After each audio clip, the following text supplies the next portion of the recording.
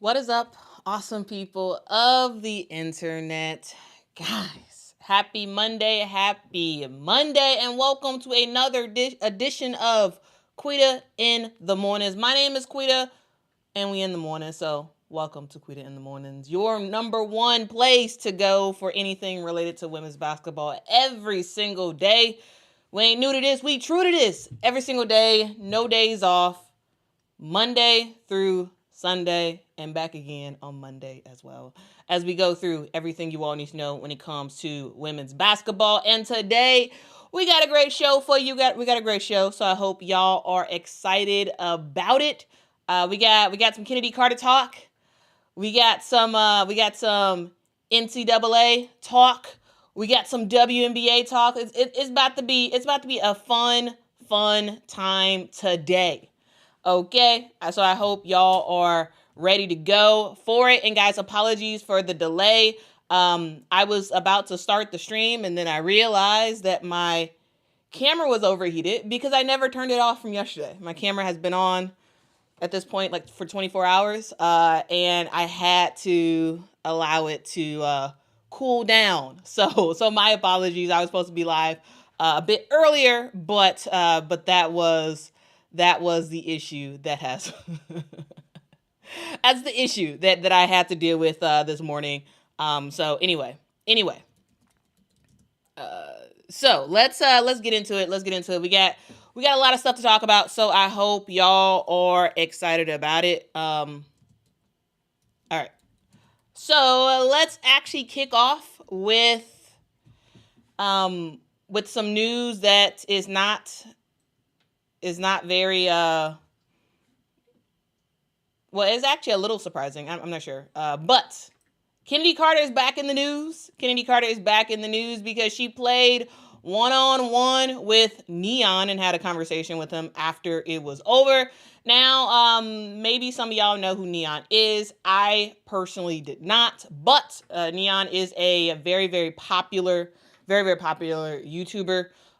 They ended up playing, he's a big basketball fan. They ended up playing one-on-one. And this was one of those things where they were both like half playing in a lot of ways. But ultimately Kennedy Carter went from like breaking a whole bunch of shots to ultimately winning the game. So Neon, he has almost 900,000 subscribers on YouTube. Like he's a big deal, right? And so they decided to play one-on-one on a court that sounded very odd. Did anyone else think that court sounded odd to you? Like it just sounded like, I don't know, it didn't sound like a real basketball court. I don't know. Maybe it was the flooring or like whatever, but I don't know. It didn't sound like a regular court. Anyway, that has nothing to do with anything. They ended up playing one-on-one, and you know, it was rough. It was a rough start for Kennedy Carter at first, where she was bricking shots, and then Neon ended up grabbing the lead for a minute, and it looked like, oh, Neon was about to win the game, but then Kennedy Carter started to lock in a little bit more and knock down some shots, and ultimately, we saw, hoodie and all, Kennedy Carter gets the job done. Final score, I believe, was 11-7, I believe. And Kennedy Carter, she did her thing. Barely played any defense. Like, neither one of them barely played any defense. They were just kind of hoping that the other person would miss. But yeah, anyway, it was actually really cool to see Kennedy Carter in this light. Like, she was just having a good time, just hooping, enjoying, having fun, joking. Like she was just cool.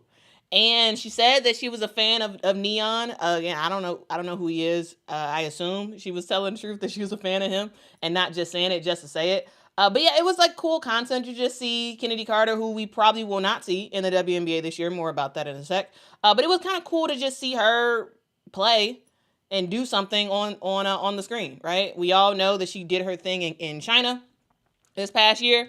And so it's just about, it's cool to just see her on our YouTubes. And it seemed like she had her own video person there as well. So we may end up seeing some of this content on her YouTube channel, and maybe that's something that she's going to be doing during the WNBA season while stuff is happening. She can still engage with the fans and whatnot on YouTube, which is kind of cool. But I do want to share with you all a clip of probably the juiciest thing that she talked about with Neon. And so after the one-on-one happened, they ended up having a conversation, and she was asked specifically.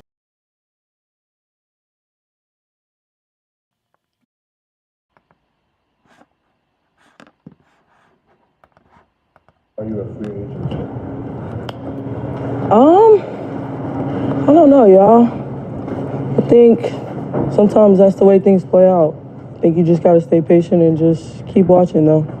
Wait, you have the chat on? Yeah, they were asking some great, juicy questions for me. What were they asking you?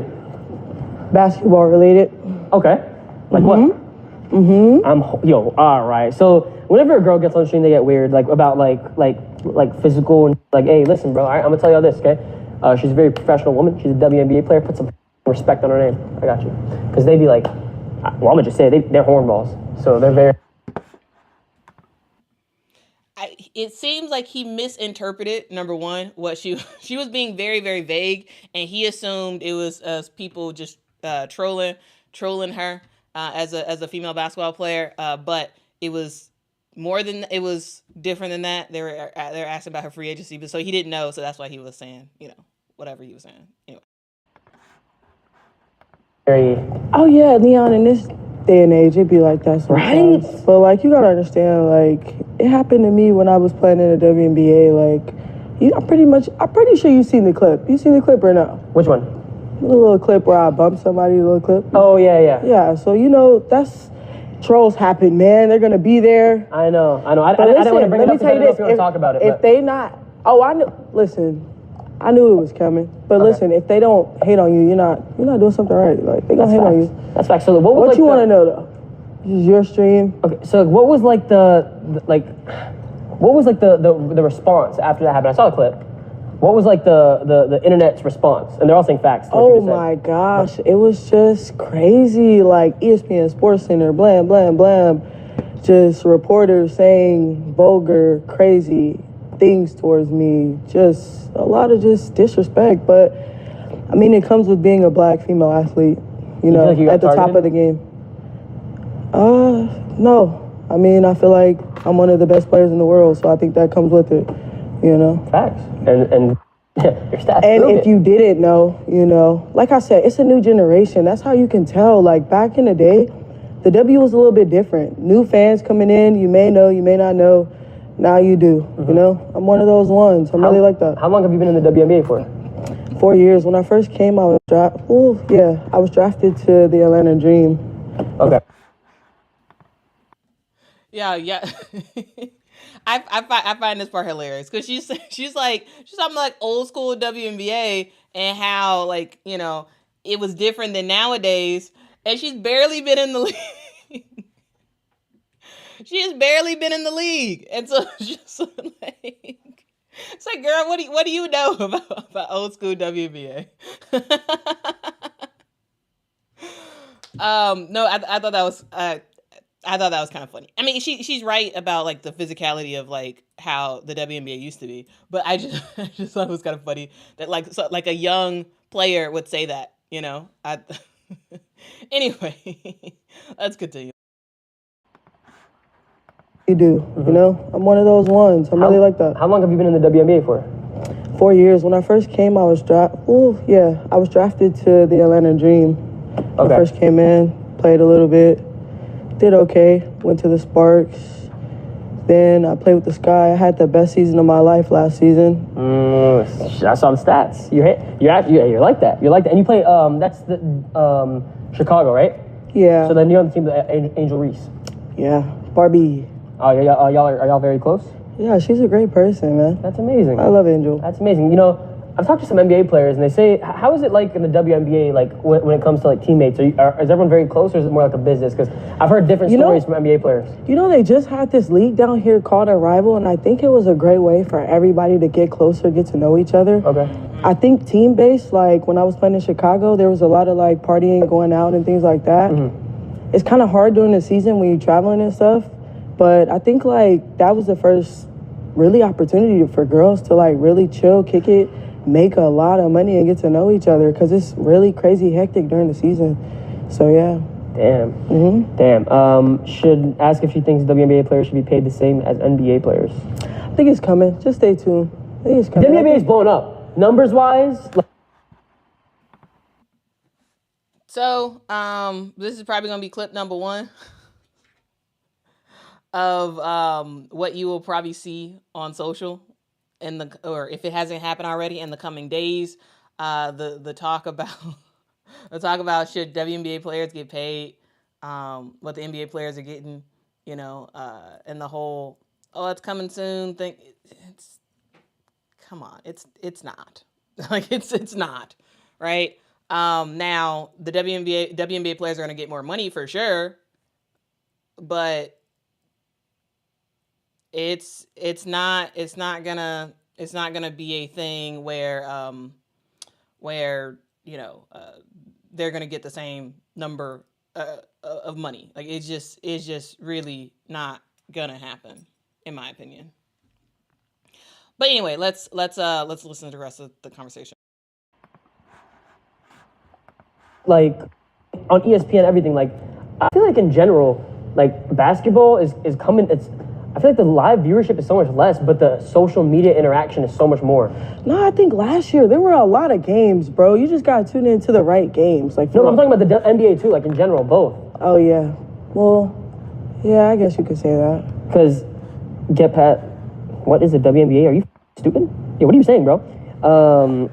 But yeah, a lot of people are starting to watch WNBA. That's fact. Okay, I got the address sent. We'll talk more at the place. With this Miami Heat, a smoothie would be so good right now, and they got a crazy chicken quesadilla. All right, man, come on. You came in your own car, right? Yeah. We good to go. All right. Well, I will meet you there. How far is this place? Let me see. I think it's like right here. Yeah, that shit's right here. All right. Anyway. Bet on myself. You be winning people money. Nah, you got it easily. I got one. Easy. I like JG. You think they're going to beat the Warriors? Yeah, I love talking about this, man. It's like, oh my God, you just went crazy. My bet cashed. Nah, but like if they see me at whoever's number I got, I look crazy. All right. We shall see, guys. Okay. Like what? Anyway. I just wanted to talk about Kennedy Carter real quick, and I was like, oh, this is a cool opportunity to talk about her. She talked about her. She talked about the shoulder check to Caitlin Clark in the video as well. Actually, hold on. Let me actually find. I thought I wrote down the place where the clip was at. But yeah, let me find it real quick because I want to play it and so you can hear directly from her what she thought about the whole thing. What? I think sometimes that's the way things play out. I think you just gotta stay patient and just keep watching, though. Wait, you have the chat on? I'm gonna leave the camera on you. You got it. Go. You just went crazy. My bet cashed. Nah, but like if they see me in person, sports betting or not? You got it easily. I got one. Easy. I like JG. He's not fresh legs. So like, if they don't, there's not. So you really think the Walker? When I first got no. Well, no. Both used to be skinny. I'm 35. But what are 15 pounds off? How much do you weigh? Wait, do you have hazel eyes? Yeah. Just tell them to practice. Just more practice, chat. Not really. I do. You like smooth? For the foreseeable future, we shall see. And just keep watching, though. Which one? The little clip where I bump somebody, little clip. Oh, yeah. Yeah, so, that's... Trolls happen, man. They're going to be there. I know. I don't want to bring it up because I don't talk about it. If they not... Oh, I know. Listen, I knew it was coming. But listen, if they don't hate on you, you're not doing something right. Like, they're going to hate on you. That's fact. So what you want to know, though? This is your stream. So what was the response after I had a chocolate? What was like the internet's response? And facts. Oh my gosh, it was just crazy. Like ESPN Sports Center, blam, blam, blam. Just reporters saying vulgar, crazy things towards me. Just a lot of just disrespect. But I mean, it comes with being a black female athlete. You know, like you at the top of the game. No, I mean, I feel like I'm one of the best players in the world, so I think that comes with it, you know. Facts. And And if you didn't know, you know, like I said, it's a new generation. That's how you can tell. Like back in the day, the W was a little bit different. New fans. Yeah, this back in the day clip is just hilarious. Like you've barely been in the league, but back in the day it was more physical. It was, but I was just like, man, I just thought that was kind of funny. Anyway, she talked about the Caitlin Clark, you know, shoulder check thing. She was saying no harm. She wasn't trying to harm Caitlin. You know, stuff spiraled out of control. You know, she has no hate towards Caitlin and blah blah blah blah blah. Do I think? I mean, yes, but also like, you know, I also think that Kennedy Carter knows what she says, and she knows how she says it, and she knows how it's going to come across. And ultimately, people are going to take this and run with it and turn it into a whole bunch of stuff. Now, do we see shoulder checks and all that stuff happen? Not that often. Sure, they happen, but like, you know, they also don't get, you know, talked about very much. And so that's a thing. That's a thing that we all have to acknowledge. Like this is a shoulder check that literally never will die because it's constantly talked like it's constantly brought up, constantly talked about. Whereas I don't believe any other shoulder check was like talked about. Oh, here we go. I got it. That's because I saw it on something else. I saw it on Twitter. That's what I saw it on. Yeah, because I was like, where is that clip? All right, here we go. I got it. Okay.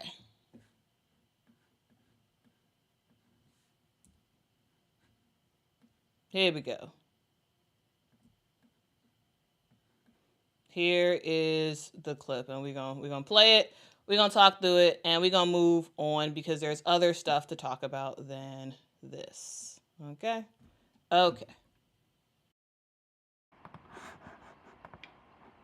Break down. Can you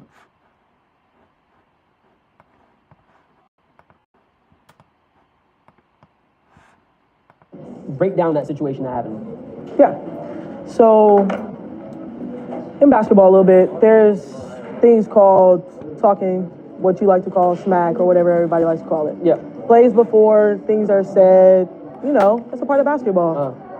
I think a play before, maybe I was elbowed. Okay, that happens. Think the next play down, maybe something was said, and then maybe there was like a little clip of somebody like yelling in my face. And then we go down the court, then I hit like a little bucket, you feel me? Come down, hit like a little nice little mid-range pull-up. And then I just like, you know, just give her like a little like, I'm here. Like, you know, I don't think it was, you know what's crazy? Me and my brother went back and watched, and we seen a lot of clips in the NBA of guys getting like pushing LeBron. Like, I think it was Jeff Teague or somebody who like pushed LeBron out of bounds, like said, man, I was mad because like we couldn't stop him. So I'm just like, it's like one of those things, like it happens in basketball. I know people try to say, oh, it's not one of those things. It's not a personal thing. It's a competitive thing. It happens in basketball, and like it's one of those things. But like, yeah, it's kind of what happened. Then it spiraled out of control. And then the media takes whatever narrative they want. So you watch every single game to see if you can find any deflects in my game, and like it's really nothing that you probably could say too much about. So then you have trolls, and that's what I said. They're gonna be around regardless. But yeah, it was just like a nice little like tap. Like I'm here, not to like harm you or anything. You know, if you want to push somebody, you're gonna like full force like. People really made it like a crazy big deal. I've seen the clip. Yeah, but like with Miller Mock College's online programs, you can learn here, or. That's weird. Well, they dragged it like crazy. I mean, that happens, man. Like, it's one of those things. I'm a great player. She's a great player. It looks a certain way. Everybody's going to have their views on it. But my personal view is, you know, I don't have anything against her. She's a great player, and so am I. And I've got buckets all that season. You know what I'm saying? So, just one of those things that, I love it, though. They think I hate it. I love it. I love when it gets riled up and juicy like that. You feed off of, like what people say and shit, and it makes you more motivated. Oh, yeah, that's what I'm telling you. Oh, yeah, I love the hate. I love that. Oh, yeah.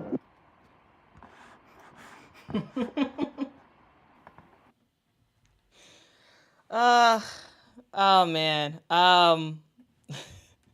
The Kennedy Carter villain arc continues. Not that I actually think she's a villain. I think she's comfortable playing that role. And you know, here's the thing. Do shoulder checks happen? Yes. Do they happen very often? Not in the WNBA. And ultimately, guys, you know, Kennedy Carter is a fantastic player. She does not dislike Caitlin, I don't think. I don't think she dislikes anybody. I think she just does whatever she does in the moment. And then the chips fall where they may. And ultimately, that is why, in my opinion, Kennedy Carter is still unsigned. Kennedy Carter, the best players in the world, in my opinion. You know? Basketball is basketball. You know? Tempers flare, right? But that moment went viral. And if that was against someone else, probably doesn't go as viral as it does, but it did. And ultimately, Kennedy Carter became, in a lot of ways, the villain in the story last year. And she's okay with wearing that label. Because here's the deal. Kennedy Carter is a walking bucket. She knows that. Everybody else knows that, right? In China, she was balling. In the WNBA this past year, she was balling. She had her best season ever with the Chicago Sky. But even with that, she is now without a team, right? This is someone who is an elite, and I mean elite basketball player. 17.5 points a game last year, I think. One of the quickest guards in the league. She's fantastic. Right? Denise says on January 20th, 2025, Carter became the first player in the 2024-2025 season to record a triple-double for the WCBA with 33 points, 17 rebounds, 10 assists, 5 steals, 1 block performance. Here's the deal. Everybody knows how good Kennedy Carter is. But Kennedy Carter embraced the villain role last year, and it seems like teams don't want to touch that with the 10-foot pole. They don't want to touch it. Everybody knows the talent. Everybody knows. But why Kennedy Carter is still unsigned is because of this, in my opinion. Kennedy Carter is fine with being the villain. And unfortunately for the WNBA, well, I don't know, fortunately or unfortunately, whatever your perspective is, WNBA teams are not they're not dealing with it. They don't want to deal with that as a talking point for their squad, right? They don't want to. So the Chicago Sky, in my opinion, I wanted Kennedy Carter to return. I did.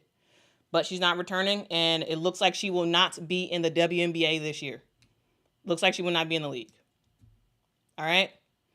And it seems like Kennedy Carter is probably going to, appear on YouTube channels, make her own YouTube stuff. Like, she's going to do her own thing during the WNBA season, and then she's going to go overseas. That's what it seems like right now. Because as of this exact moment, Kennedy Carter is unsigned, right? We are at April 21st. The WNBA starts in a matter of weeks, so it seems likely that she's not going to be playing in the W this year, which just for the love of the game, it sucks because I love watching Kennedy Carter play. I think Kennedy Carter is an amazing player, amazing. You can't tell me she wouldn't be starting on a huge amount of these teams in a W, right?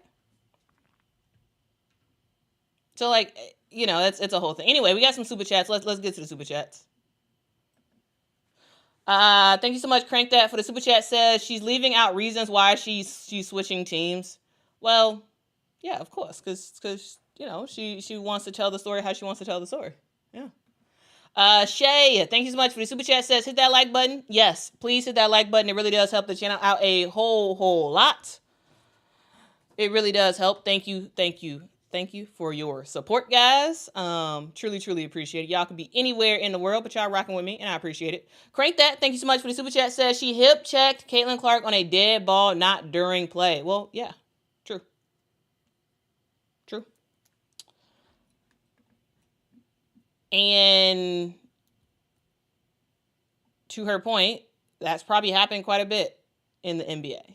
But this isn't the NBA, and stuff gets treated differently. All right? Stuff gets treated differently.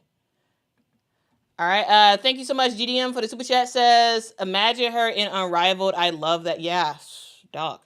Kennedy would have won the 1v1 tournament, in my opinion. Now, we don't know because she never played in it, but speculation. I feel like she probably could have won that and made a lot of impact on an Unrivaled. I'm telling you. I am telling you. Okay. Let's move on. Actually, hold on. Let's move on to talk about Last Tirapoa. Because Last Tirapoa has made some news. She is going to Arizona State. All right. Actually, I thought I had a graphic for that.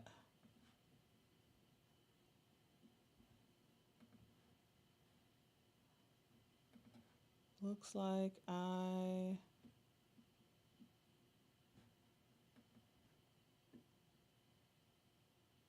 do I have a graphic? Looks like I don't. But anyway, here's the news, guys. Here is the news.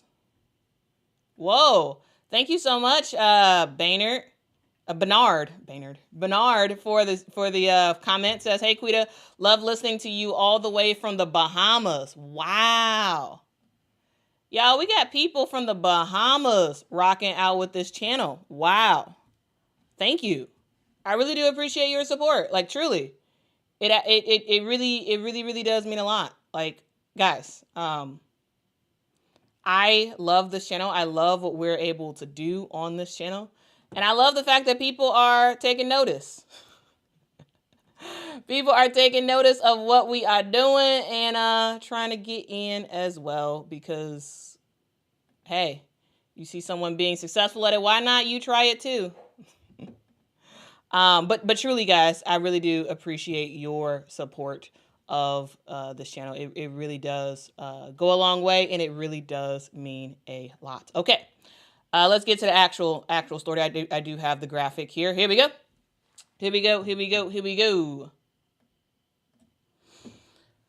All right. So, guys, you all see the graphic on the screen. Last Tirapoa is on her way to Arizona State. She is a national champion. She is someone who is, in a lot of ways, a defensive pest. And now she is headed west, leaving the bayou and heading to Arizona. Last Tirapoa just made it official. She is transferring to Arizona State. That's right. After her time with LSU, it's over, and now she is looking to rebuild in Tempe, Arizona. And if you're wondering why this matters and what this means for both LSU, what this means for Arizona State going forward, let's talk about it. But first, I do want to give y'all some information about who is Last Tirapoa. So some of y'all may be rocking with the channel. Y'all may be like, who is she? I don't exactly know who Last Tirapoa is. I've heard of the name. I know she played at LSU, but I don't really know anything about her, right? I don't really know anything about Last Tirapoa. Well, Last Tirapoa is Australian. She is one of those international players in college basketball. She is a 5'11" player from Melbourne. And she was, before coming to LSU, Last Tirapoa was already a star, right? When it came to college in America, she took her talents to Northwest Florida State and absolutely dominated in JUCO. Her team won the NJCAA National Championship. Last Tirapoa was the tournament MVP. She was the Player of the Year when it came to her JUCO conference, or when it came to the FCSAA. This was someone who was that girl when it came to JUCO. She really was. Last year, Poa was a fantastic player. And it's no surprise when you ball out in JUCO, which people sleep on JUCO, but I'm telling you that there are some really, really talented players that are playing in JUCO. And with the transfer portal the way it is, it's allowing more opportunities for those players to come over and make some noise in Division I basketball. So it was no surprise that after her JUCO success, D1 schools started reaching out, right? And one of those D1 schools was LSU. They came calling. So last year, Poa arrived in Baton Rouge just in time for her to help the Tigers win their first ever national championship in 2023. All right. In that year, last year Poa didn't play a ton of minutes. She played around 12 and a half minutes a game. And she ended up starting 2 games, ended up helping the Tigers end up winning a national championship in 2023. That was big, right? And then, we continue to see her play for LSU, and she played with some of the best players, in college, right? Angel Reese, Anissa Morrow, Flau'jae Johnson. But beyond what last year Poa did on the defensive end, which was huge. Because if y'all don't remember, last year Poa was the girl who went down, not this past year, but the year before that. She went down and actually went on a stretcher because I believe she took a charge, and like the way she fell and all that stuff. Anyway, last year Poa was a defensive pest. I said that earlier. I'm gonna say it again because she was. She was someone who was one of the best charge getters or charge takers in the game of women's basketball. Like, she was absolutely fan-freaking-tastic when it came to just being up in the other player's grill and just getting to her spot as quick as she can, falling down and getting a charge.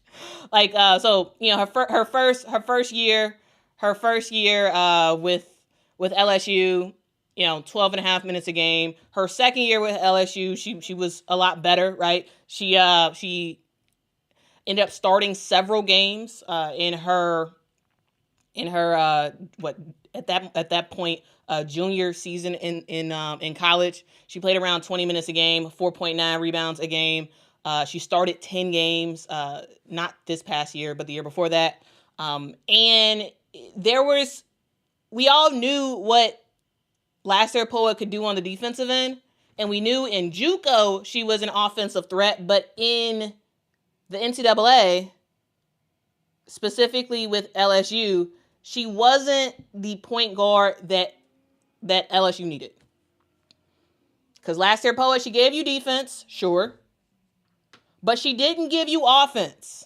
And that ultimately is why, in my opinion, she's leaving LSU. Because she wasn't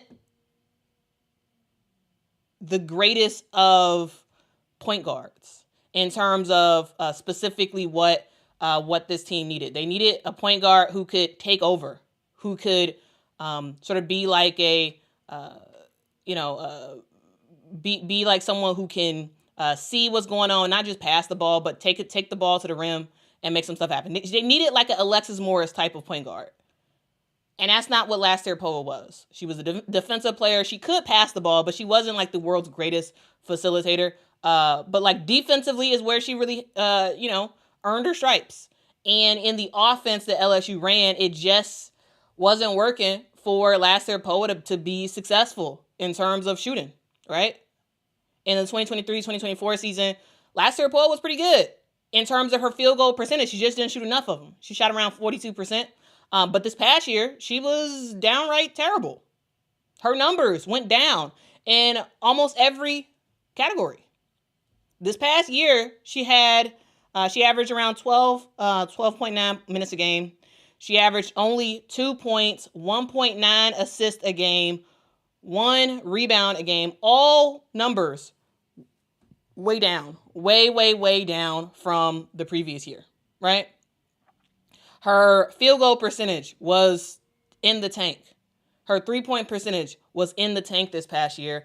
And ultimately, I just think she needed a new team. She needed a new team. She needed a new start. She needed to be able to make an impact on a team that didn't have a ton of pressure, right? Defensively, she got it. Well, like 31 charges in 1 year she had, I think. Like that's toughness that you cannot teach. You can't teach that on defense. She has that. But she needed a fresh start. She needed something new. And that's exactly what she's getting with Arizona State. Because Arizona State is in full rebuild mode. Last year, they were 10-22 on the season. This team was not good. But there is a new sheriff in town in Molly Miller, and we're going to talk about her in a second. We're going to talk about her in a second. But Arizona State is making some noise, right? And Lasser Poa is going to have an opportunity to go to the squad, play substantial minutes, probably as a starter, but we'll see. And have the ability to figure out what her offensive game looks like. Because she struggled mightily when it came to offense and scoring, right? She was expected to produce similar to what she did at JUCO, and she wasn't able to do that offensively. Now, defensively, she got it. But offensively is where she struggled. And so my hope for her here in this fresh start at Arizona State is that she will be able to find more of an offensive game. It does kind of help that they're in the Big 12. So it should be a little bit easier than the SEC. And this Arizona team, they're trying to figure stuff out, right? They're trying to figure stuff out. This is a team that needs effort. They need defense. They need grit. And Lasser Poa checks those boxes. So let's reset. Let's be a veteran leader for this team to help them build something special. This is her last year in college basketball. Will she be a scorer? Hopefully. If she wants to play in the WNBA, hopefully. Because she's going to have a hard time getting drafted if her offensive game does not pick up. She's going to have a hard time getting drafted. Can she be a playmaker? Yeah, I think so. Can she be the next charge queen of the Big 12? Yes, that's happening, in my opinion. But only time will tell on that front. Anyway, Arizona State has a huge road ahead. But with Lasser Poa, I think they got a little bit tougher and a lot more interesting. So what do y'all think ultimately about Lasser Poa going to Arizona State? This is a good transfer because here's the deal. The benefit of transfers and the way the portal is now is that now you have an opportunity to have a fresh start. It didn't work out at LSU. Like you could not fit the system to what Kim Mulkey needed. You just couldn't do it. And that's okay. That's okay. Sometimes it's good to admit, what's going on. Admit reality, peep game, and adjust. Move on. Get better. I'm just saying, like, I think that's this is a great opportunity for Lasser Poa, and I'm happy that she is going off to do something different at a school that is way less pressure, where she's going to have more opportunities to work through stuff and make stuff happen. Okay. All right. Anthony, thanks so much for the super chat. Says dope t-shirt. Where did you buy it from? Let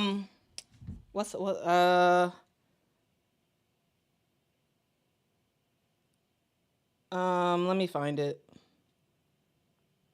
I don't remember where I bought it from. Sorry.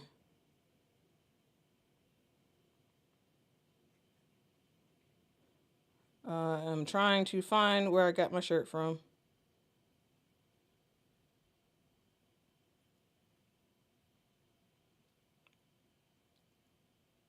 Oh, Faithlets. Faithlets. There we go. Faithlets. Faithlets. Google that. That's where I got it from. Okay. Thank you so much. Wow for the super chat. Says, do coaches cut players scholarships if they underperform? Is that why some players enter the portal? Well, every year, so scholarships are on a 1-year basis. It gets renewed every year. So coaches have the ability to say, actually, I'm not going to renew your scholarship, right? And we saw that with at Kentucky, right? That was a big story out of Kentucky. A couple weeks ago, I made a video about it, about a player who got her scholarship removed from Kentucky, and she was very upset about that. So it's possible that coaches can say, you know what, we are not going to give you a scholarship for this upcoming year. It's their prerogative on whatever they want to do on that front. But yeah, coaches can say, actually, you will not have a scholarship next year. And then the player basically needs to go somewhere else if they want a scholarship, because of course they do. So yeah. And so it is helpful to have the portal there because it does give the players an out of where they can go if the coach says that. Though I don't think the majority of these players are leaving because they're losing scholarship. I think some of them are leaving because they may be losing their scholarship, and others are leaving because they just want another opportunity. All right. Thank you so much, Anthony, for the additional super chat. Says, Poa was a huge liability on offense. Kim, first 2 years at LSU, she had Kayla Pointer and Alexis Morris, 2 guards who can go get buckets. Poa, no. Yeah, Poa, they needed Poa to be more of like Alexis Morris. And offensively, that's just not her. That is just not her. So, it is what it is. It is what it is, okay? All right, let's continue on. Actually, I want to stay in the vein of... No. I want to stay in the vein of Arizona State. Because the Molly Miller era has officially begun. All right. She is the newest person at Arizona State that is looking to transform this team and make it a team that actually wins. If you do not know the name Molly Miller, you will know it soon, because Arizona State did not just make a random coaching hire. They picked one of the best available coaches out there, because Molly Miller has had a very, very successful college coaching career so far. This is someone who in her career has 297 wins and just 55 losses. I'm telling you how impactful Molly Miller has been. She is a straight up winner. Okay? Straight up winner. And when it comes to her last stop, she was someone who just continued to win, right? She has a huge winning percentage at Grand Canyon. This is someone who was 85% as a coach. A winning percentage. 85% as a coach at Grand Canyon University, where she was 69-12 at home. Crazy. This is someone who overall, as I said, was someone who just did not lose very much. This is someone who had 32 wins this past year with Grand Canyon. Brought them to an NCAA championship. 117 wins in her 5 seasons at Grand Canyon. My point is, Molly Miller is a winner. And she has gotten picked up by Arizona State, because Arizona State wants to win. Right? They want to win. So, with that being said, the Molly Miller era begins. This is she coached a team that was pretty dominant in their actual conference. This is someone who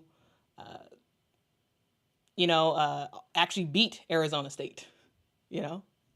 So when a coach is really good and they beat you on a team that doesn't get a lot of attention,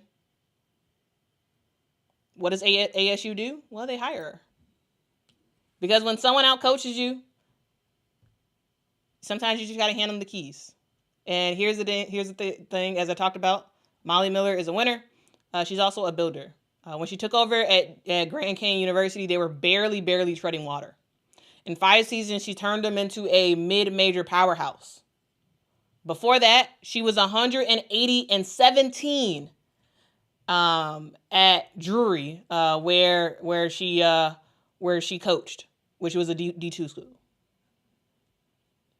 Winner, as I said, winner. And the thing that really helps her out is her defensive looks, right? She is someone who preaches defense. Her teams are going to play full court basketball. They're going to force turnovers. They're going to make life miserable for the team on offense, right? She has a controlled chaos type of game strategy for her, and she is absolutely looking to make some noise. And with that being said, she has brought in some huge transfers. Now, are they elite transfers that's going to change the game? No, but it's definitely going to make Arizona State way more competitive. Last year, they went 10-22 on the season, and they have not had a winning season since 2020. This team has struggled, right? They have absolutely struggled. And on top of that, they have 2 of their top scorers that are out the door, right? And Jaylen Brown and Ty Skinner. They're both out the door. And now Molly Miller, she's at Arizona State. She's not showing up empty-handed, though, because she was able to get some good transfers in Gabby Elliott, Jordan Jones, McKenna Brackens, Molly Washnick, and, of course, Last Year Poa. She's trying to stack pieces fast and, make an effort in this portal era. She's doing some rebuilding, and she's trying to figure out pieces to actually make Arizona State a way more successful team, and to rock out from there. Now, this rebuild, hey, I don't think it's going to take 5 years for this rebuild to happen, because she's going to a more prominent school than Grand Canyon. To be honest with you, nobody was checking for Grand Canyon when it came to women's basketball. No one really checks for Arizona State now, but Arizona State's in a better conference. And so I don't think the rebuild is going to take 5 years for Molly.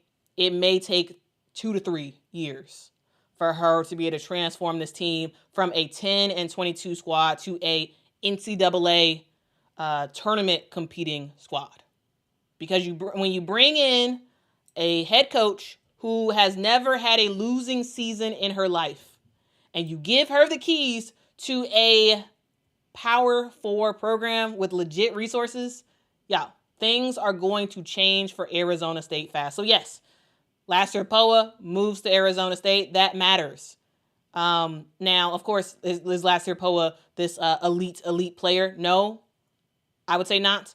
But I do think the fact that you got somebody from Penn State, you got someone from Denver, you got someone from UNLV, from Pitt, and now you got someone from LSU going to Arizona State. It's a matter of time before Arizona State continues to get bigger and bigger players to leave their programs and go to the Sun Devils. This is a new blueprint for the team. This is a new coach, and this is a new identity that will be built on pressure, grit, and if Molly gets her way, a whole lot of wins. So, guys, let me know in the comments. Do you all think that Molly can turn ASU into a Big 12 contender in her first year or two? What do you think? Or do you think it'll take a little bit longer to get there? I'm very curious to hear y'all thoughts about this. Also, do y'all even care? Do y'all even care? I'm asking because specifically, I saw somebody's comment yesterday and they were saying, "Oh, this has turned into an SEC channel and whatnot." But I feel like the majority of y'all care about the SEC, and y'all don't care as much about anybody else. It feels like when I talk about other teams and whatnot, that's not in the SEC. No one seems to care unless it's Iowa, or that's about it. and so I'm just curious. Just let me know. Just let me know, guys. Just let me know. Because I feel like sometimes it's just like, I don't know. Sometimes I feel like y'all actually don't even care, and that's fine. I just would like to know. Tanasia says, Tanisa, I think, says, I will give Miller 3 years. It's going to take time. ASU's administration has to be patient. I think they will. I think they'll be patient with her. I think they will, because this is a team that was trash. So you gotta give them some time. You have to be able to give your new coach some time. You absolutely have to do that. But yeah, guys, I wanted to kind of talk about that. I really want to talk about that, and yeah. Okay. Anything? Okay. I got one last story to talk about, which is regarding Aaliyah Boston. But is there anything? Any random questions or like whatever? I'm gonna just give it about 2 minutes. I'm gonna look at the chat, and we'll rock out from here, okay? And then we'll do that Aaliyah Boston story, and I will be done, okay? Okay. Yeah. Let me know what y'all think. Tanisha says, ASU administrators are notorious for not being patient. Oh, okay. I appreciate the insight against for ASU. I appreciate that. We'll see.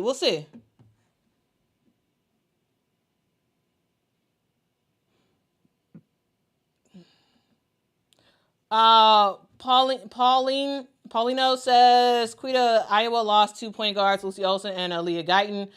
Who will be their point guard? Why is Iowa flopping in the portal? I don't know. I mean, I think Iowa is slowly returning to the way they were before. I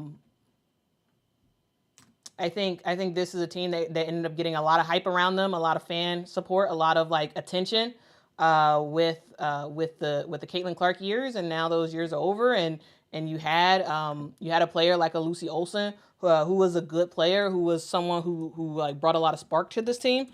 However, I don't expect them to be able to like flip huge names. I don't in the portal. The reason why is because it's Iowa. I think that Iowa is a great place. Clearly. They have a great culture there and whatnot, and they have a basketball legacy and whatnot. However, they're not competing for a national championship. And I don't think we'll see some of the biggest names decide to go there. Some of the biggest point guards decide to go there. I mean, I just think that's what it is. It is what it is. You know? They had their awesome minutes in the sun. They did. They were fantastic, you know? And now it's back to normal.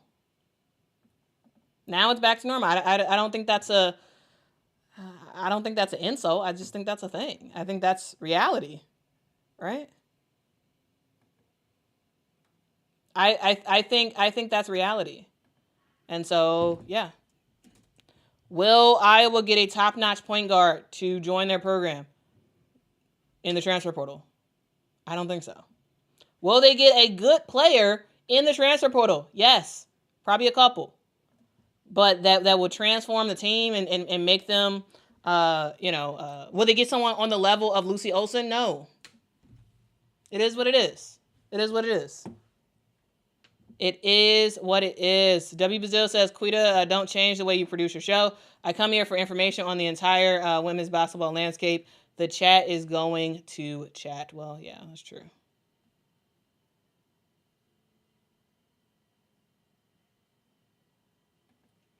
Dylan says you have to have some love for Iowa to play/live there. I mean, I think Iowa's a great place. I do.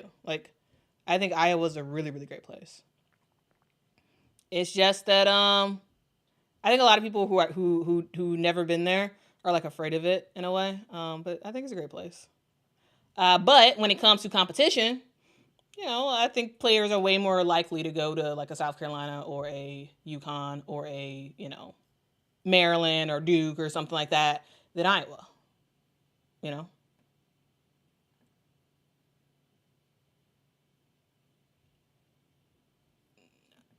All right. Desi says, Julia Poe reported the Chicago Sky training facility will be delayed into 2026 to accommodate significant additions.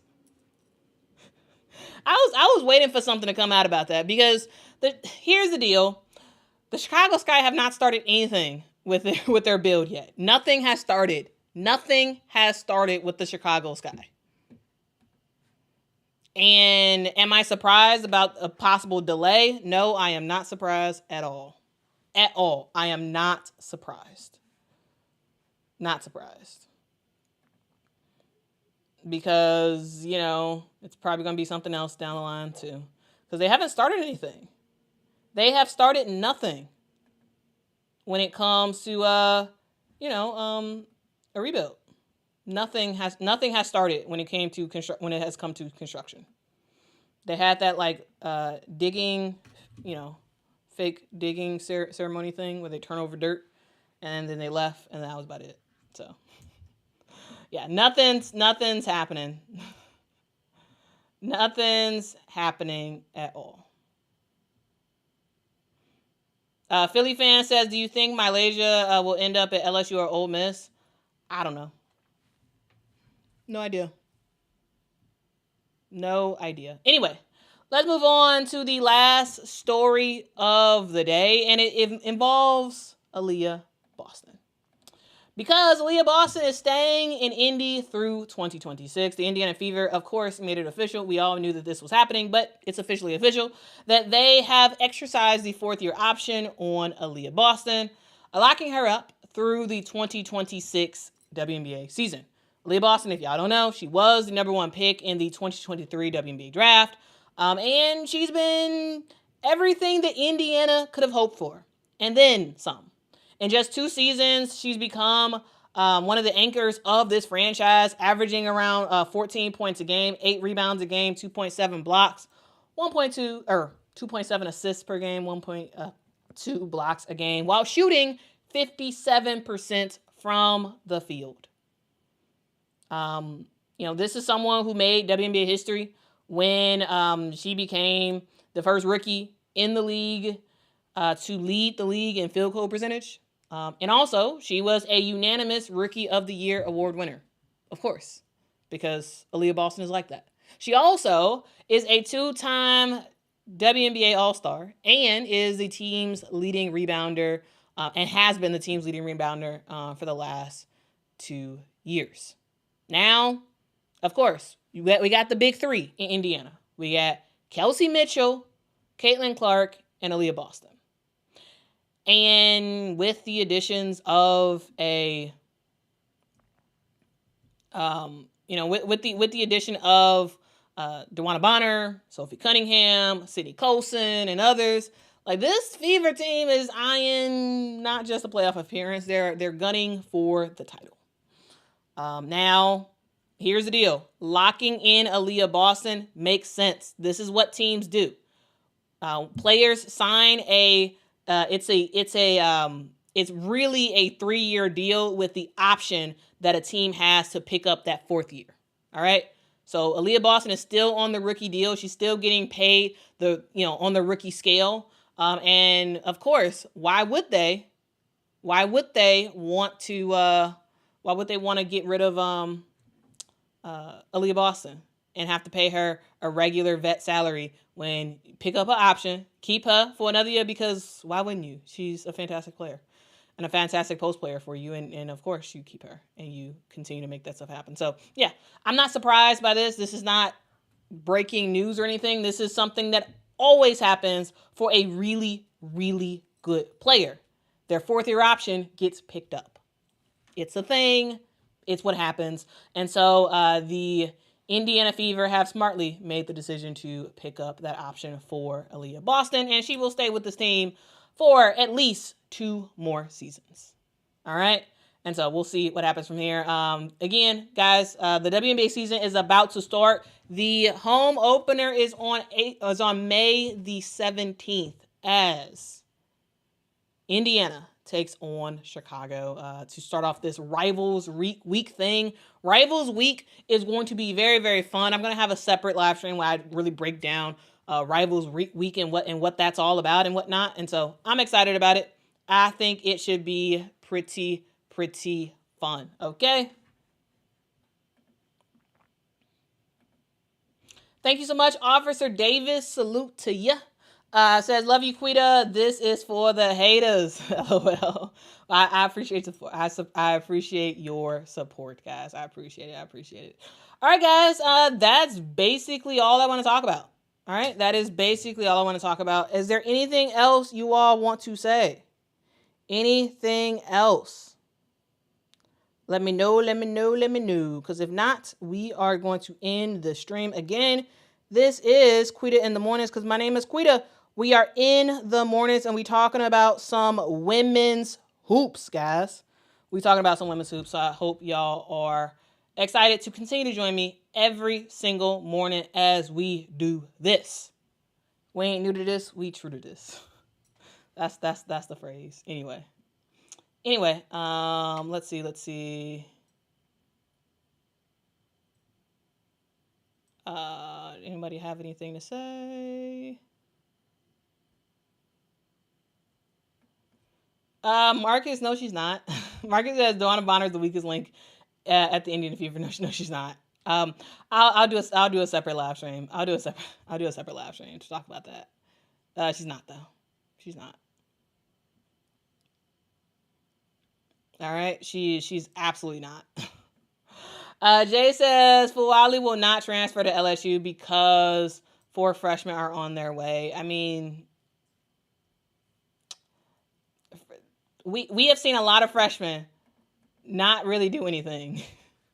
So I'm just saying, like, I wouldn't count on the freshmen to save your team. If you notice, the teams that have been successful, how have they been successful? Transfer portal, not through freshmen. We've had some great freshmen, but you're not necessarily winning with freshmen, with the exception of UConn because Sarah Strong was that girl. But I get it kind of helps that her mom was literally like a WNBA, a women's basketball star, so like she's a freshman, but not totally a freshman.